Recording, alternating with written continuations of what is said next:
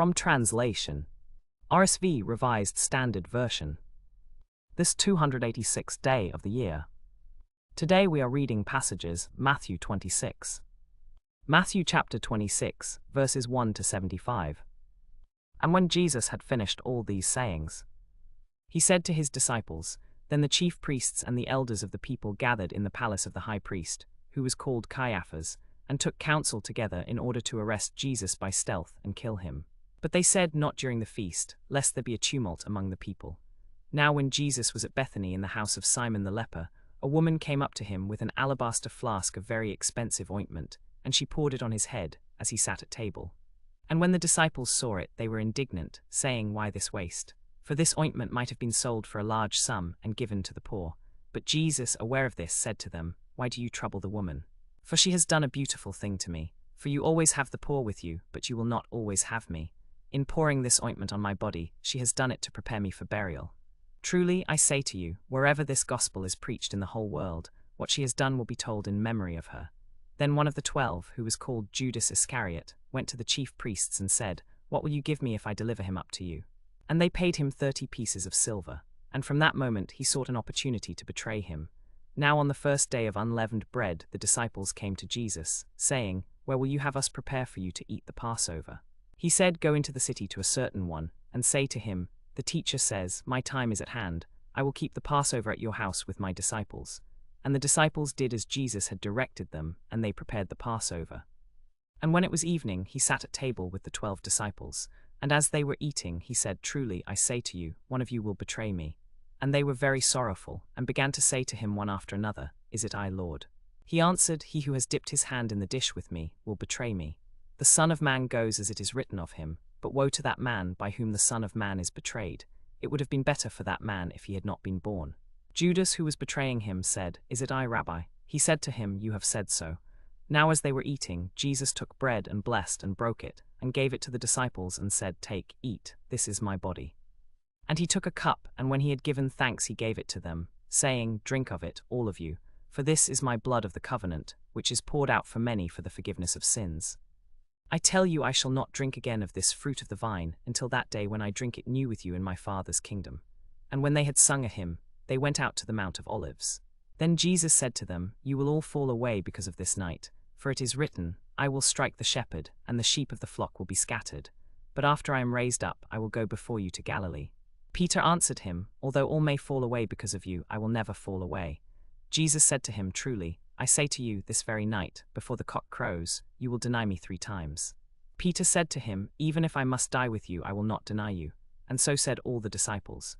Then Jesus went with them to a place called Gethsemane, and he said to his disciples, Sit here, while I go yonder and pray. And taking with him Peter and the 2 sons of Zebedee, he began to be sorrowful and troubled. Then he said to them, My soul is very sorrowful, even to death. Remain here and watch with me.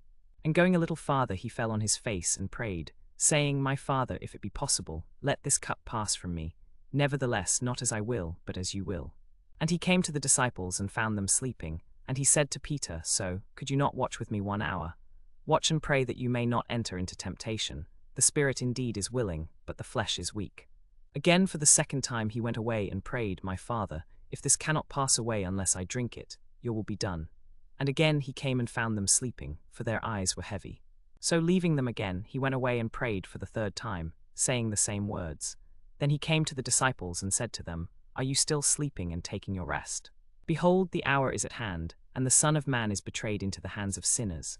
Rise, let us be going. Behold, my betrayer is at hand. While he was still speaking, Judas came, one of the 12, and with him a great crowd with swords and clubs, from the chief priests and the elders of the people. Now the betrayer had given them a sign, saying, The one I shall kiss is the man, seize him. And he came up to Jesus at once and said, Hail, Rabbi, and kissed him. Jesus said to him, Friend, do what you have come for. Then they came and laid hands on Jesus and seized him. And behold, one of those who were with Jesus stretched out his hand and drew his sword, and struck the slave of the high priest, and cut off his ear. Then Jesus said to him, Put your sword back into its place, for all who take the sword will perish by the sword. Do you think that I cannot appeal to my Father, and he will at once send me more than 12 legions of angels? But how then should the scriptures be fulfilled, that it must so happen? At that hour Jesus said to the crowds, Have you come out as against a robber, with swords and clubs to capture me? Day after day I sat in the temple teaching, and you did not seize me. But all this has taken place, that the scriptures of the prophets might be fulfilled." Then all the disciples left him and fled. Those who had arrested Jesus led him to Caiaphas the high priest, where the scribes and the elders had gathered. And Peter followed him at a distance, as far as the courtyard of the high priest. And going inside, he sat with the guards to see the end. Now the chief priests and the whole council sought false testimony against Jesus that they might put him to death, but they found none, though many false witnesses came forward. At last 2 came forward and said, "This fellow said, I am able to destroy the temple of God, and to build it in 3 days. And the high priest stood up and said, "Have you no answer to make? What is it that these men testify against you?" But Jesus was silent. And the high priest said to him, "I adjure you by the living God, tell us if you are the Christ, the Son of God." Jesus said to him, "You have said so. But I tell you, hereafter you will see the Son of Man seated at the right hand of power, and coming on the clouds of heaven." Then the high priest tore his robes and said, "He has uttered blasphemy. What further witnesses do we need? You have now heard his blasphemy. What is your judgment?" They answered, "He is deserving of death." Then they spat in his face and struck him, and some slapped him, saying, "Prophesy to us, you Christ. Who is it that struck you?" Now Peter was sitting outside in the courtyard, and a maid came up to him, saying, "You also were with Jesus the Galilean." But he denied it before them all, saying, "I do not know what you mean." And when he went out to the porch, another maid saw him, and she said to the bystanders, "This man was with Jesus of Nazareth." And again he denied it with an oath, "I do not know the man." After a little while the bystanders came up and said to Peter, "Certainly you are also one of them, for your accent betrays you." Then he began to curse and to swear, "I do not know the man." And immediately the cock crowed. And Peter remembered the saying of Jesus, "Before the cock crows, you will deny me 3 times." And he went out and wept bitterly.